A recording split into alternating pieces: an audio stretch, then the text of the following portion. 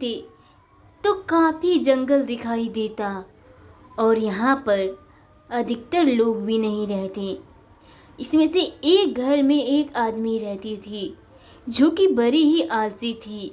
दोनों बहनें काम नहीं करना चाहती थी। छोटी बहन बड़ी को काम बताती तो बड़ी बहन छोटी को, कल सुबह होते ही मैं घर से निकल जाऊंगी, फिर देखती हूँ रिंकी कैसे काम नहीं करती। अरे मैं भी कितनी चालाक हूँ।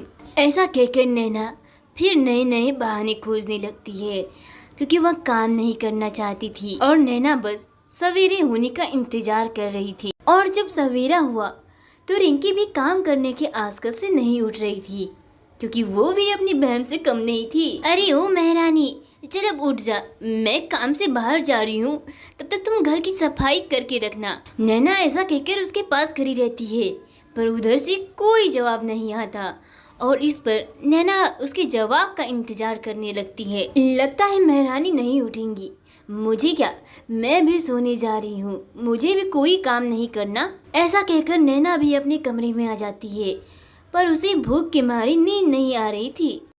अरे मुझे तो जोरों की भूख लग रही है पर मैं भी आज खाना बनाने वाली नहीं हूँ। हर रोज वो बस मेरी बनाई हुए खाना को खाती है, आज मैं भी नहीं बनाऊंगी। नैना के जाते ही रिंकी भी उठकर बैठ जाती है। भूख तो उसे भी लग रही थी। अरे बड़ी पागल लड़की है, मेरी नकल करती है, देखो खुद तो खाना नहीं बना पाती। मैं सोई थी और महारानी मुझे ऑर्डर देकर गई, मैं तो नहीं बनाने वाली, चलो दोनों भूखे ही रह जाते हैं। एक दूसरे की नकल करने के चक्कर में दोनों ही बहनें भूखी रह जाती हैं।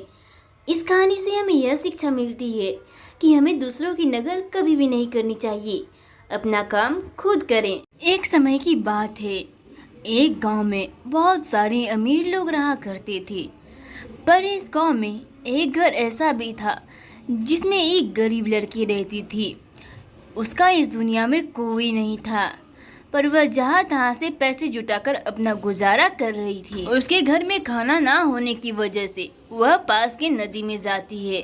अरे आज तो जंगल में भी कुछ खाने के लिए नहीं मिला, चलो आज पानी पीकर ही सो जाऊंगी, क्या पता कल कुछ मिल जाए, पर मुझे बहुत जोर की भूख लगी है। ऐसा कहकर वह लड़की सोचने लगती है।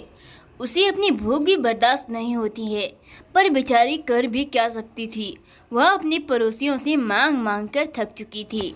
काफ़ी रात होने की वजह से संजना भूखी ही सो जाती है क्योंकि उसे कुछ भी खाना नहीं मिलता और कोई चारा भी नहीं था उसके पास। सुबह संजना जैसे ही उठकर दूसरे कमरे में आती है तो देखती है उसके कमरे में बहुत सारी मिठाइयाँ। अरे रे, ये कैसे हुआ, जरूर ये कुदरत की करिश्मा है। कल मैं भगवान के सामने रो रही थी, शुक्र है भगवान का कि उसने मेरी सुनी, तो मैं इसे जल्दी से खा लूंगी, अब मुझे कभी भूखी रहने की जरूरत नहीं पड़ेगी।